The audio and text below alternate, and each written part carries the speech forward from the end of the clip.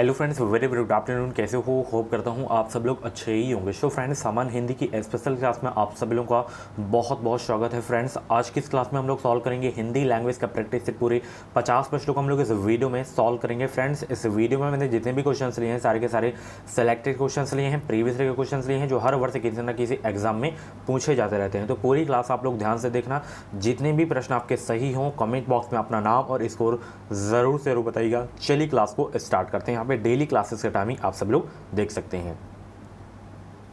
और ये crash course PDF अगर आप लोग नहीं परचेज किए हो तो परचेज कर लीजिएगा। मात्र 160 रुपये में आपको बीएड एंट्रेंस एग्जाम का पूरा मटेरियल मिल जाएगा एक साथ। ठीक है, पीडीएफ के थ्रू आप लोग अपनी ज़बरदस्त तैयारी कर सकते हैं मात्र 160 रुपये में। सभी सब्जेक्ट के टॉपिक वाइज 5000 से ज़्यादा इंपॉर्टेंट क्वेश्चन एंड 2012 से 22 तक के आपको PYQ देखने को मिल जाएंगे। ठीक है, तो वीडियो को डिस्क्रिप्शन बॉक्स में लिंक है, आप लोग परचेज कर लीजिएगा। देर मत करें क्योंकि समय बहुत ही नज़दीक आ रहा है। समय भी आपके पास कम ही है, 1 महीने का समय है। चलिए, पहला प्रश्न आपकी स्क्रीन पे है। यहाँ पे देखिए, निम्न में से कौन से शब्द इसमें अंधकार का प्रवाची नहीं है? यहाँ पे तम है, तिमिर है, रुद्र है, अंधेरा। तो इसमें अंधकार का प्रवाची कौन सा नहीं है ये आपको बताना है। बताइए भाई सब लोग, 51 का जवाब देंगे सब लोग। अंधकार का प्रवाची इसमें कौन सा नहीं है? तो इसमें अंधेरा, तम, तिमिर ये सब तीनों आपके अंधकार के प्रवाची हैं। रुद्र आपका अंधकार का जो है प्रवाची नहीं है, तो आपका डी वाला बिल्कुल करेक्ट हो जाएगा। चलिए, माता पिता शब्द में कौन सा समास है बताएं। ये तो सभी को आता होगा कि माता पिता में कौन सा समास है, भाई बहन में कौन सा समास है। तो इसमें आपका द्वंद्व समास हो जाएगा। ठीक है, बी वाला आपका बिल्कुल करेक्ट हो जाएगा। चलिए, दाम लगाना मुहावरे का अर्थ क्या है? दाम लगाना, दाम लगाना मुहावरे का अर्थ क्या है?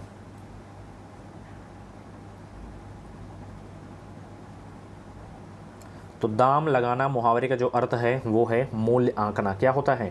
मूल्य आंकना होता है। ठीक है, बहुत ही अच्छे। चलिए, रिक्त स्थान की पूर्ति कीजिए आप लोग इसमें। ताजमहल डॉट डॉट एक अद्भुत नमूना है।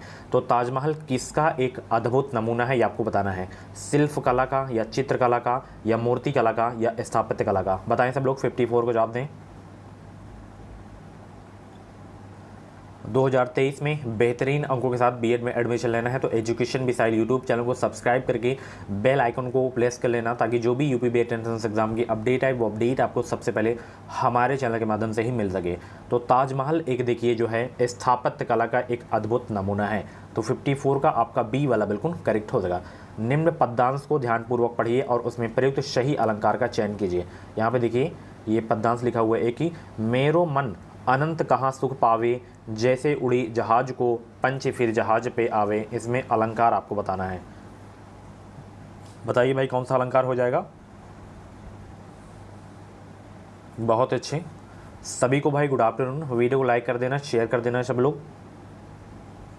तो इसमें आपका उपमा अलंकार हो जाएगा। कौन सा अलंकार? उपमा अलंकार हो जाएगा। चलिए, पावन का छंद विच्छेद बताएं। पावन का बताइए भाई सब लोग, पावन का छंद विच्छेद क्या हो जाएगा?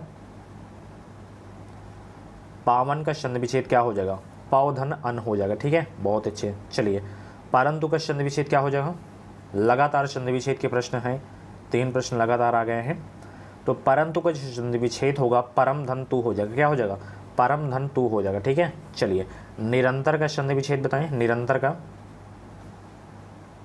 निरंतर का छंद विच्छेद बताइए सब लोग। निधन अंतर हो जाएगा। ठीक है, विसर्ग का संधि का उदाहरण है। स्वार्थ का संधि विच्छेद बताएं। स्वार्थ का, सभी लोग स्वार्थ का संधि विच्छेद बताएंगे। तो स्वार्थ का संधि विच्छेद है स्वाधन अर्थ। क्या हो जाएगा? स्वाधन अर्थ हो जाएगा। ठीक है, इनमें से कौन सा शब्द स्त्रीलिंग है बताइए। इसमें कौन सा शब्द स्त्रीलिंग है? बहुत अच्छे। बाकी क्लासेस आपको प्ले लिस्ट में मिल जाएंगी। तो सभी लोग, जितने भी लोग क्लास को देख रहे हैं, सभी से रिक्वेस्ट है एक बार प्ले लिस्ट जरूर आप लोग चेक करना है। तो इसमें स्त्रीलिंग शब्द आपका ग्रंथ सूची है। ठीक है, चलिए, बहुत अच्छे। इसमें से शुद्ध शब्द का चयन करना है। ठीक है, जैसे यहाँ पे पूज्य लिखा हुआ है, तो पूज्य का शुद्ध शब्द कौन सा है इन चारों में से? बताइए, इन चारों में से शुद्ध शब्द कौन सा है? 61 का जवाब देने का प्रयास करेंगे सब लोग। तो इसमें ये वाला आपका बिल्कुल शुद्ध शब्द है, पूज्य। ठीक है, और पूजनी में ऐसा नहीं होता, पूजनी होता है। ठीक है, उसी प्रकार इसमें आपको बताना है कौन सा शुद्ध शब्द है। इस बार की यूपी टेट के एग्जाम में पूछा गया था प्रश्न।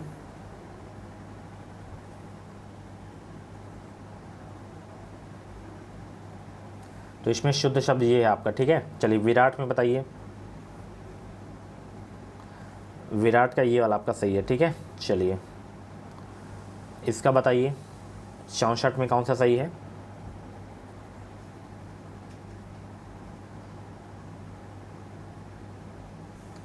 अनाधिकार, ये वाला आपका बिल्कुल सही है, ठीक है। उसी प्रकार 65 में भी बताना है कौन सा शुद्ध शब्द है।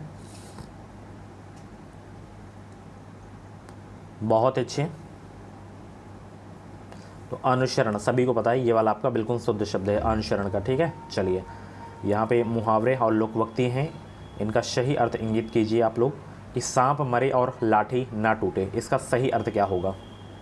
सांप मरे और लाठी ना टूटे, इसका सही अर्थ क्या होगा। तो सांप मरे और लाठी ना टूटे, इसका जो अर्थ होगा कि काम बन जाए, नुकसान भी ना हो, ठीक है। 66 का सी आपका बिल्कुल करेक्ट हो जाएगा। थाली का बैगन होना, थाली का बैगन होना,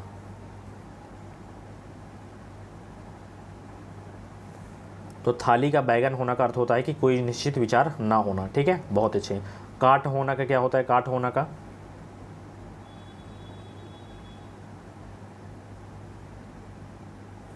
स्तब्ध होना होता है, क्या होता है, स्तब्ध होना होता है, ठीक है। चलिए पत्थर की लकीर का क्या होता है,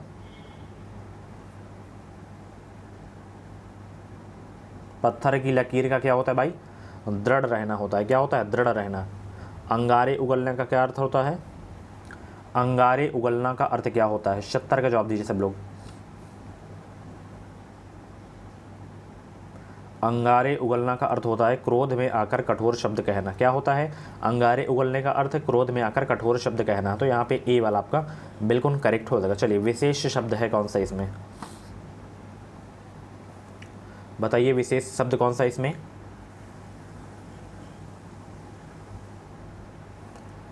विशेष शब्द आपका इसमें सीताराम है, ठीक है। चलिए निम्नलिखित विशेषण आपका विशेष विशेषण युग्म में कौन सा एक गलत है, ये आपको बताना है। शाप शब्द दिख रहा है सी वाला आपको, कर्मनिष्ठ, ठीक है। चलिए परिणामवाचक क्रिया विशेषण का वाक्य होगा, बताइए सब लोग, परिणामवाचक क्रिया विशेषण का वाक्य होगा कौन सा।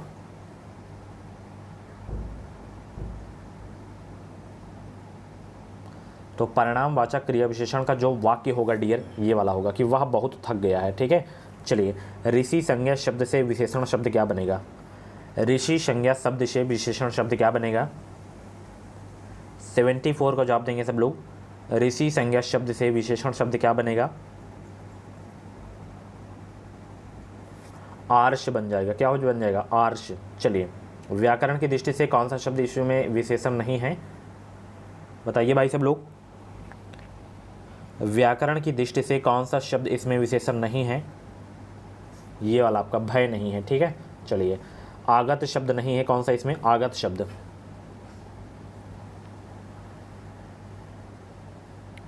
बताइए आगत शब्द नहीं है कौन सा इसमें, ये वाला बहिन नहीं है आपका, ठीक है। चलिए जिस वाक्य में एक उद्देश्य और एक विधेय होता है, वह होता है कौन सा वाक्य।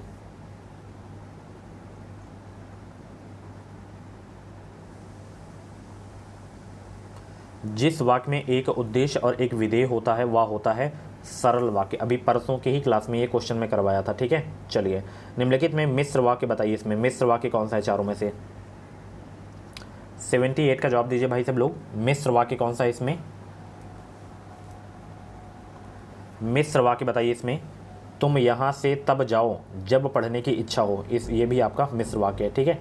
चलिए हिंदी भाषा का लिपि है, ये भी क्वेश्चन में करवाया था, अभी परसों की ही क्लास में करवाया था, ये भी क्वेश्चन में। देवनागरी लिपि आपका बिल्कुल सही हो जाएगा। पंजाबी भाषा पूछे तो गुरमुखी आपका हो जाएगा, ठीक है। चलिए अगला प्रश्न है, निम्नलिखित में से किस वाक्य में विराम चिन्हों का उचित प्रयोग हुआ है। निम्नलिखित में से किस वाक्य में विराम चिन्हों का उचित प्रयोग हुआ है, ये वाले में होगा कि रमेश तुम्हारे पिता का नाम क्या है, ठीक है। चलिए आगे चलें, बहुत अच्छे। चलिए ये गद्यांश है, गद्यांश को हम पढ़ेंगे नहीं, इसकी पीडीएफ आपको टेलीग्राम पे मिल जाएगी, मैं इसका उत्तर आपको बता दे रहा हूँ, ठीक है। गद्यांश पढ़ने का तरीका भी आपको बता दे रहा हूँ, करने का तरीका भी बता दे रहा हूँ, लेकिन सबसे पहले आपको प्रश्नों को पढ़ना है, ठीक है। जैसे 5 प्रश्न दिया गया है तो 2 प्रश्नों को आप लोग अच्छे से पढ़ लीजिए, फिर आप लोग गद्यांश को पढ़िए, जैसे उत्तर मिलता जाए वैसे वैसे आपको टिक करते जाना है, ठीक है। अब जैसे यहाँ पे पूछ रहा है कि उपयुक्त गद्यांश के लिए उपयुक्त शीर्षक है, तो जब आप लोग गद्यांश पढ़ेंगे तो इसका शीर्षक भी समझ में आ जाएगा कि है क्या शीर्षक। तो इसमें जो शीर्षक है आपका धर्म के उद्देश्य के बारे में बताया गया है इस गद्यांश में, ठीक है। तो यहाँ पे धर्म का उद्देश्य आपका सही हो जाएगा। सुख सुविधाओं में कौन सा समास है? सुख सुविधाओं में, ये अलग से, जैसे अब गद्यांश का 5 प्रश्न आया है, अब उसमें 3 क्वेश्चन आपके गद्यांश से रहेंगे, 2 क्वेश्चन व्याकरण से संबंध कर देगा, ठीक है। और रहेगा मतलब शब्द वही उसी से रहेगा, बट उसको व्याकरण से संबंध कर देगा। जैसे यहाँ पे समास पूछ लिया सुख सुविधाओं, और सुख सुविधा शब्द आपको इसी गद्यांश में ही मिलेगा। तो सुख सुविधाओं में जो आपका समास है वो है आपका द्वंद्व समास, ठीक है। 82 का ए आपका बिल्कुल करेक्ट हो जाएगा। अगला प्रश्न देखिए, उपयुक्त गद्यांश में ता प्रत्यय युक्त शब्द है कौन सा? उपयुक्त गद्यांश में ता प्रत्यय युक्त शब्द कौन सा है? तो वो है आपका सार्थकता, ठीक है ना। चलिए, प्रेम का विलोम शब्द बताएं भाई सभी लोग, प्रेम का विलोम शब्द क्या हो जाएगा? प्रेम का विलोम शब्द हो जाएगा घृणा। क्या हो जाएगा? घृणा हो जाएगा, ठीक है। विविधता में प्रयुक्त प्रत्यय है, विविधता में ता प्रत्यय है, ठीक है। कमल नयन में समास बताएं सब लोग, 86 का जवाब दीजिए। कमल नयन में कौन सा समास है?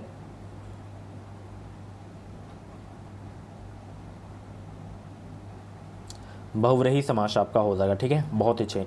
बीएड से रिलेटेड कुछ भी डाउट्स है तो आप लोग हमसे बातचीत भी कर सकते हैं, इंस्टा पे फॉलो करके, वहाँ पे आप लोग हमें डीएम कर सकते हैं। बाकी पीडीएफ आप लोग वीडियो को डिस्क्रिप्शन बॉक्स में दे दिया हूँ लिंक, आप लोग परचेज कर लीजिएगा। हानि लाभ में कौन सा समास है? हानि लाभ में, हानि लाभ में कौन सा समास है? इसमें होगा द्वंद्व समास, जो कि ऑप्शन में नहीं, तो इनमें से आपका कोई नहीं सही हो जाएगा, ठीक है। ना नौ मन तेल होगा ना राधा नाचेगी, इसका अर्थ क्या है? बताइए सब लोग। ना नौ मन तेल होगा ना राधा नाचेगी, इसका अर्थ क्या है? तो इसका अर्थ है असंभव कार्य। क्या है? असंभव कार्य है, ठीक है। निम्नलिखित में लोकवक्ति को चुनिए, इसमें निम्नलिखित में लोकवक्ति को चुनिए। इसमें अधजल गगरी छलकत जाए, ये वाला आपका सही है, ठीक है। इनमें से शुद्ध वर्तनी वाला शब्द कौन सा है? ये आपका सही है, ठीक है। चलिए, महाश्वेता किसका प्रवाची है? महाश्वेता किसका प्रवाची है?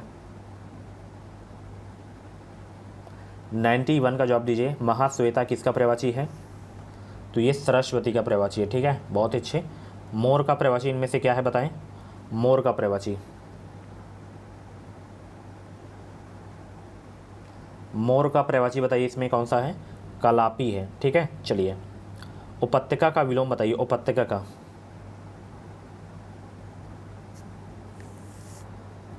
अधिकता हो जाएगा, ठीक है। चलिए, मन माना में समास बताएं, ये भी क्वेश्चन रिपीटेड है, अभी 2 या 3 दिन पहले की क्लास में ये क्वेश्चन में करवाया था। मन माना में समास है आपका अव्ययी भाव समास हो जाएगा, ठीक है। चलिए, कतर ब्योंत में कौन सा समास है? कतर ब्योंत में, कतर ब्योंत में कौन सा समास है? द्वंद्व समास हो जाएगा। 95 का ए आपका बिल्कुल करेक्ट हो जाएगा। निम्नलिखित में घोड़ा का प्रवाची नहीं है कौन सा?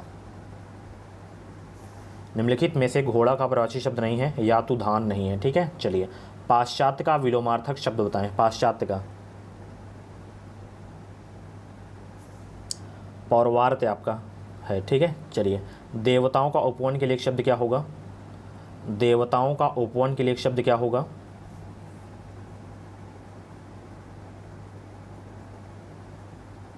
बताइए सब लोग, देवताओं का उपवन के लिए एक शब्द क्या होगा? नंदन कानन, अशोक वाटिका, स्वर्ग या कोई नहीं। तो नंदन कानन आपका हो जाएगा, ठीक है। चलिए, अपने मरे बिना स्वर्ग नहीं दिखता का अर्थ होगा स्वयं प्रयत्न करने पर ही काम बनता है, विपत्ति में पड़े बिना अच्छा फल नहीं मिलता, प्रयत्न किए बिना वास्तविकता सामने नहीं आती, स्वयं ही सब कार्य करना पड़ता है। तो अपने मरे बिना स्वर्ग नहीं दिखता का जो अर्थ होगा कि स्वयं प्रयत्न करने पर ही काम बनता है, ठीक है। ये वाला आपका बिल्कुल करेक्ट हो जाएगा। लास्ट क्वेश्चन, इनमें से कौन सा सही नहीं है आपको बताना है। तो ये आप लोगों के लिए होमवर्क है, जो भी आपका नहीं सही है कमेंट बॉक्स में बताइएगा, जिसमें जो समास ना हो बताइएगा, ठीक है। सो फ्रेंड्स, ये थी आज की हिंदी की क्लास। कैसी लगी क्लास कमेंट बॉक्स में अपना फीडबैक जरूर देना, और ऐसी ही डेली क्लासेस देखने के लिए एजुकेशन मिसाइल यूट्यूब चैनल को सब्सक्राइब करें। जो भी यूपी वेट एंट्रेंस एग्जाम की अपडेट है वो अपडेट आपको सबसे पहले हमारे चैनल के माध्यम से देखने को मिलेगी। और चलिए मिलते हैं अगली क्लास में शाम 6:30 बजे वाली क्लास में।